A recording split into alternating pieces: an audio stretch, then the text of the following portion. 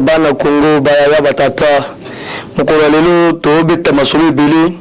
avant to beta masolo nazo pisino mbo théâtre to bake bobo to bonde ko sengo parce que biso to zali awo pona bino biso to za sala musala pona bino pona intérêt bino à travers Sangya Congo masolo nous za pepele mo na biso za pepele makambo nous za pepele parce que comme d'habitude to betaka tolobaka topesaka bino makambo oyo ezoleka na kati ya mboka na biso parce que pour le moment maso eza niveau ya biso ke nde biso topesi bino actualité politique mais tozopesi bino bambote ebele na oyo bazobela aoyo bazala makambo ebele baza na kati ya hôpitaux awa bazala kati ya prison neti ndeko na kaka mere nazopesi bino mbote ya trop parce que pour le moment maso eza pepele makasi à travers Sangya Congo qui se pour azopesi bino mbote ezamba likolo abattre bino apesi bino force pour sentir qui tombe à Congo à travers Fachi Beto Mbali. Mais c'est pour moi mon lelo toko beta masolo itali mboka na biso masolo itali santé peuple congolais masolo itali parti politique biso IDPS webege masolo les beta manano parce que pour le moment awa dans tozolo ba awa vraiment makambo ezolo kaka na kati ya terrain makambo ezolo kaka na terrain bana king diaspora makambo ezolo na kati ya terrain parce que pour le moment terrain est en marche ce qui est lignoti kala atikala na biso to kenda kali boso vers parce que a on a kata mokili a on a kata population masolo sozo bete ma pepele makasi awa na ko to bete bino masolo itali mboka na biso parce que mboka na biso eza mboka ba congolais mboka na biso eza mboka ya biso moko eza mboka ba étranger te parce que biso ba congolais tolini mboka na biso makasi bamuso balini Congo te parce que bazala kindeki ya makasi mais kindeki na bango wana et vous savez attendre le Congo côté devant peuple congolais devant Fachi Beto Mbali ndé na zolo ba awa nikolo ya za kitoko masala libia mais problème za ebele ndé na koyebisa bino makambo zolo kana kata kabina mokonzi mboka tout d'abord repas ya ndako mokonzi mboka na obeto bino solo boye ba ke ni zolo kana na kata Congo biso Congo ya bino masolo nyoso zo beto na ndeni bino bolingi parce que chaque jour na yebisimo que tous problème ya prière tous prier pour na Congo tokotika Congo te ata mokolo moko te mais tous prier pour na Congo pour na changement parce que lisolo papa mokonzi mboka lobi te changement de mentalité biso peut soutenir changement de mentalité faut biso moko to changer mentalité pour to vivre bien to vivre na Congo bien to changer comportement to changer makambo so fait changer kaka to tika makambo corruption to changer makambo so changer makambo changer ndeni aussi on teke yo na motema be ligi Congo te yo ligi Congo te mais c'est pour la Congo parce que Congo za Congo ya ba congolais za ko ba étranger te ndé moso tozo bete ba lelo ndé moso zo na kati ya Congo lelo pour sentir kitoko ya Congo malgré bozo ba n'importe quoi bozo finete ko finga te critiquer ndé musa so que critiquer c'est bien ce que critiquer bien les types sont critiquer biso makase ba critiquer biso à travers ba misto ça ba critiquer vraiment au célèbre bobo misa na pas amour aso critiquer c'est bien mais ko fin ndé mabe ça bon fin vraiment resala mabe mais essentiel que il fallait ça critique ça nous ça critique ça nous tous critique parce que à travers critique ndeto kendeli boso na Congo na biso à travers critique na bino nde biso auto vendre la boy à travers ba critique na bino ndeto ça la musala kitoko to servir bino to pesi ba actualité politique à travers ba critique na bino so bo biso bien para diaspora na zo pesi bino ba mbota trop diaspora parce que nous bo biso chaque jour zamba likola battre la bino a pesi bino force pour sentir makambo zo na kati ya Congo bo sentir que te changement écouter na kati ya Congo mais parce que bino bo biso ning à travers Sangya Congo c'est pourquoi na zo profiter cette occasion na pesi bino ba mbote ya trop parce qu'à travers bino nde biso to valika bo to zo pesi bino actualité politique bo makambo zo na kati ya Congo na biso. Sans plus tarder, nous avons été sommé, la carte sommet nous développer point par point pour béqueter, mais ça nous avons été mandéni. Point nous avons été les lots, tourbillon, écoutez moi c'est niveau à la mouka. Tourbillon, niveau à la mouka. Qu'est-ce qui se passe niveau à la mouka? Nous avons développé un point béqueter, mais ça nous avons été mandéni. Deuxième point, au conseil principal, il y a directeur à la banque, et puis à couche. Pour développer pourquoi Kofi pour développer le logo avec Masolo Zobe Tamandeni. Troisième point pour l'élection à vice-président et assemblée nationale place à Jean-Marc Abound. Mais pourquoi IDPS style le Zolo Baté mais trop développé na mitan to so bazola ndangai bazala kati ya réunion. Quatrième point, le procès niveau est pour la loi ya membre ya lucha. Pourquoi baboniye akufikira nini trop développé bakete masozo betamandeni ezali ba bon de traiter lelo bobekete na mitan to so lamuka vraiment comme baluka mais connaître des autres makasi ya martin zo robate et puis sinon que ces jours là c'est na niveau des États-Unis il faut me konza mboka lo banana ya martin niveau des États-Unis avant de Kenya tel virus c'est pas là on consentir que était on se zo betem out qui c'est pourquoi nous sommes besoin de biso à travers ça la Congo na pesi le mbote trop parce que à travers ça la Congo nous besoin de biso bana mboka masozo betu bakitoko makasi lelo babandi procès niveau ya est pour la loi ya membre ya lucha pourquoi kufi na basali marche na bango le 20 pour la insécurité na est mais ba procès babimi na balabal babumi moko babeti bala na muto kufi mais à travers justement tout ça na kata état de droit mais bango ba comprendre te ndé procès bezo bandalelo niveau ya est mais bana lucha basali délégation bazo sema que il faut ba condamner parce que ça mbona biso to na démocratie pourquoi ozo bantu pourquoi koboma parce que histoire même histoire mais c'est que bien besoin aussi le terrain toza mama kabilete o toza mama Félix Tshisekedi chef de l'état Fachi Beto Mobali mais bango ba comprendre parce que comme mentalité la bango ya temps ba trouver na Kabila de besoin aussi le terrain comme population en désordre mais procès le lundi pour sentir qu'il était beaucoup condamné la c'est bien africain il est beaucoup condamné parce que Fachi a un changement de mentalité changement de régime de Fachi sur le terrain pour la population va bénéficier qui tourne à Congo ce n'est pas que chaque fois que les Congolais abîment la balabal pour déclarer droit il faut bobo mailler ça ce n'est pas bien. Nous avons apprécié nous avons dit que pour changer mentalité nous devons changer mentalité pour c'est bizarre tous ça sur la bino toujours tous ça bandeko na bino peut faut que musala peuple pour se guiser biso à travers par recommandation la biso bino pour se guiser biso ce n'est pas que aux jeunes pour la population ce n'est pas bien mais les gens de na bino musus kuna essayer de sentir que pour condamner pour la bouzo banaye. Vendredi passé, la réunion du Conseil des ministres, Mokonzi Mboka Leli a pris un message pour la loi. Il y a papa Kabila, la carte Kabila, il a fait que vendredi dans Tongo. Mais Fatou qui était malade. Or, qui était déjà bien qu'il a coulé poison sur poison. A fait que vendredi, papa Leli qui a Mokonzi Mboka. Il peut faire que mais tous les personnes Mozambique mes condoléances biso ba présent par matière de bout tous les personnes ba condoléances c'est belé parce que depuis que ba tous na kata kabina bazo si là ils apprennent Zambie likolo ndio kubattre la bango ils ont peut pas le kulika kaka tu dis que te ko bomo si tu na kata kabina matozo kufe belé patozo kufa na kata kabina mo Mozambique mais tozali Zambie ko tira Fachi Beto te Zambie azali ko pesa force pour akamba Congo bien dossier ya procès ya Kamere. Il fallait bazo ba document et pas vice conseiller ya directeur ya banque. Tant ba kende pas na pour bazo ba document mwana mai ba kutia koshi. Nani aboni peuple congolais bon sentir pour besoin beta manam. Pour besoin beta reta Congo. Ba kutim de koshi. Pourquoi quelqu'un ba kende bazo document? Bon sentir la signe du temps parce que na moto zo ba mo besoin beta reta Congo. Na sepena message ya ndiko na FCC moko c'est le message que te félicitations par Fachi Beto Mobali pour le régime pour le changement et pour la justice depuis le route na reta Congo détournement c'est détournement na reta Kabila tant ba Kabila ba perdre mémoire l'anniversaire Kabila zali kata anniversaire a été azali Kabila foni na mwanda mais bango ba vanda tela ba mito ka cher ba so fait anniversaire à Kabila na comprendre toute fidélité na comprendre te ba to kindo ke pa ba diozo que votre kindo ba diozo que votre riche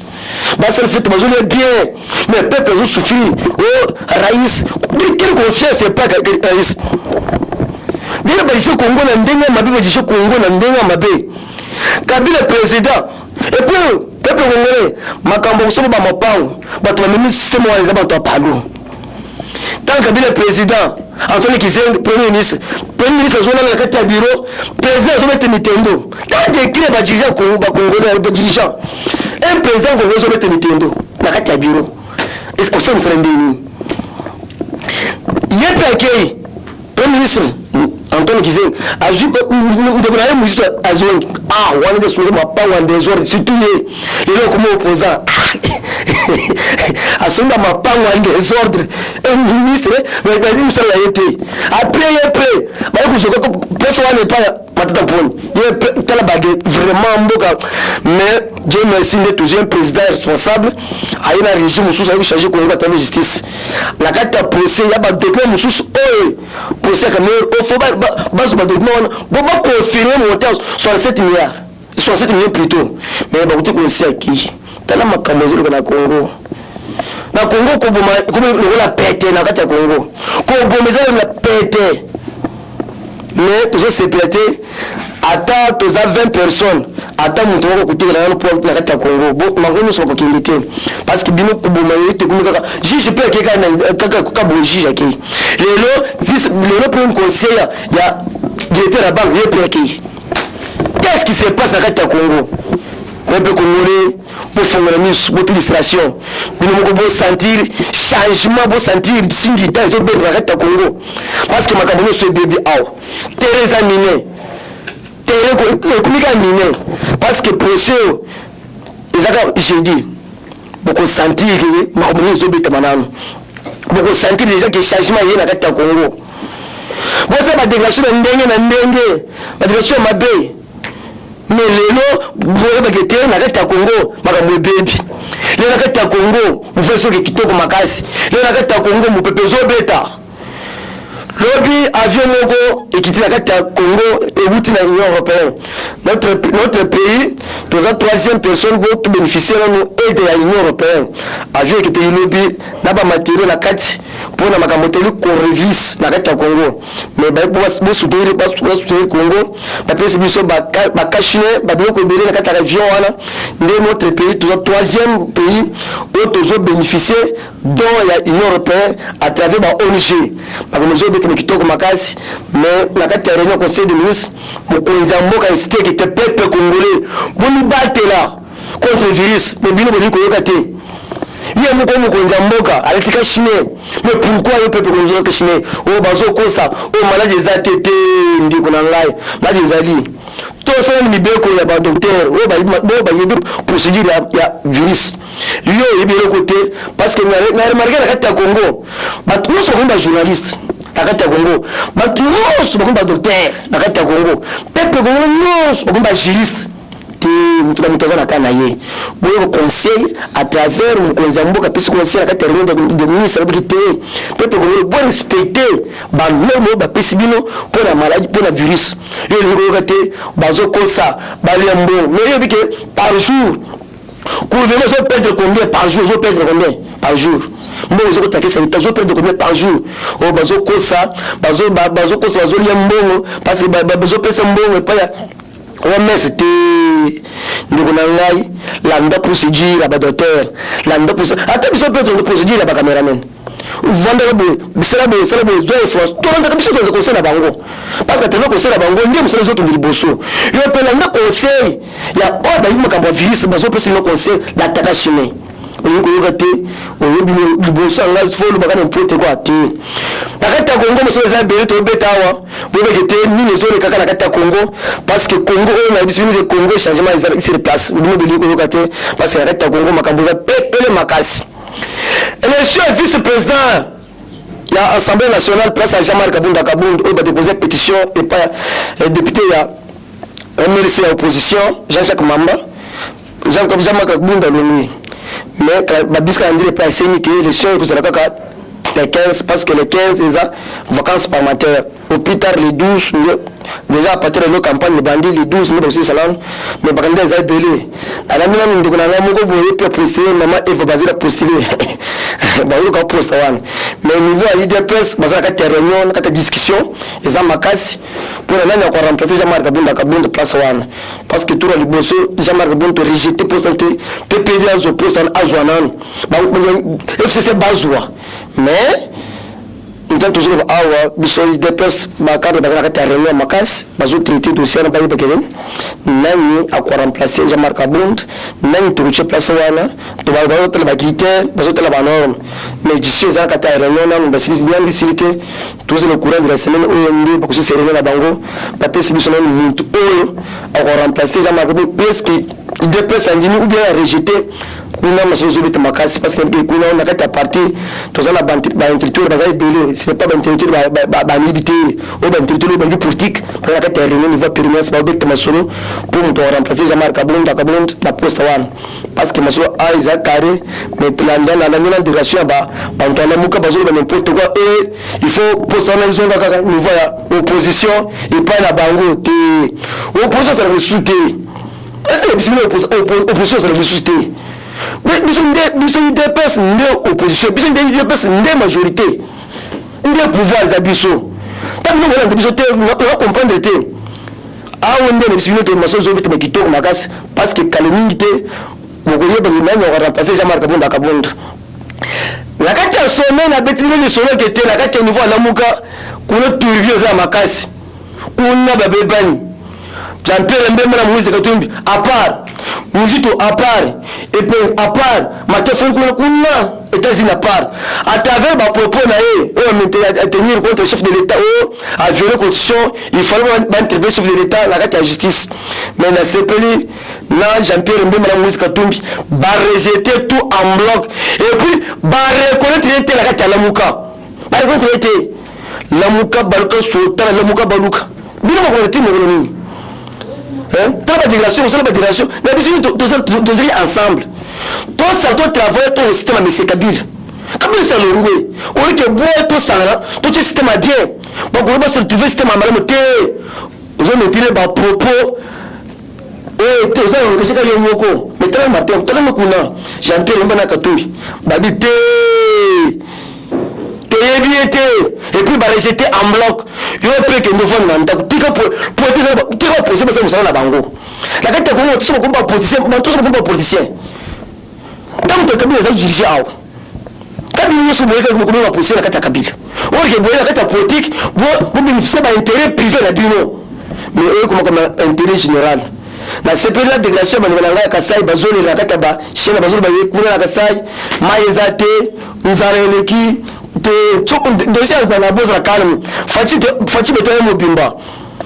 parce que nous voit que ça on te dit que ba mai za tebe bido mai ko mikaka 5000 francs bido mai kabila tikibino na souffrance mais fachi to sur souffrance en douceur fachi beto mobile zone souffrance en douceur boza calme beaucoup c'est pour sentir kitoko Congo mais nous avons profité de cette occasion parce que bizimino que Maurice Jules kuna masango yel bike beaucoup trois fois mais vous ne la l'aise parce que trois fois voilà beaucoup de la santé ceux qui beaucoup de désordre beaucoup de désordre parce que monsieur sur le bête ma on a pépé ma casse c'est toujours ah on kozamboka za kitoko mali pa na ye mais kalimité akopesa kusema discours moko boya kobetra boya ke akopesa pe le message à travers le message wana ndebo ko sanje ke monsieur zo bête mandeni Gentini Gentini gouverneur de la ville gouverneur de la ville et à peuple. Ça gouverneur de la ville, il y a un côté, ma propose aux autres tenir devant le peuple. La carte n'a eu déjà l'information là-haut. Au bout qui t'a bon, tu souffrir. Un gouverneur, c'est le Gowan. Parce que nous avons la biso. Mise à l'intérieur, il était, beauté, mais c'est la wall. Il y a plus de régularité, il y a une mise à l'intérieur. Il y a une mise à l'intérieur. Makamini bobali kusana Kabila bozo soma na système na Félix boko kate tato tano sur ba vraiment la mise que très la kate zela na yé pour nous frapper bien en direction de la rouge boté ba poter le couteau poter la mabewan ya ko la population bozo profiter la kate intérêt mo ko zamboka boke bilo wana parce que pour le moment c'est bien ko continuer la kusema les 7 la kate poter na yé pour le bilo la kate politique pour que ba Bana Congo masozo kitoko makasi parce que pour le mois pépélé na mroto ya kata terrain plus 243 85 091 06 02 plus 243 85 091 06 02 je dis et je vous remercie. Eshima, votre magazine qui bat au rythme de l'actualité. Retrouvez la nouvelle édition. Exclusivité. Gouverneur Jacques Kiaboula s'érige en barrière contre le Covid-19 dans le Haut-Katanga. Sensibilisation des terrains sur le respect des gestes barrières et prise en charge des malades. Retour sur les péripéties du confinement strict réussi de Lubumbashi et Kasumbalesa. Jacques Kiaboula Katwe, les défis de la réussite. Wandani, l'homme et ses œuvres. Reconstruction et décollage économique. Sécurité,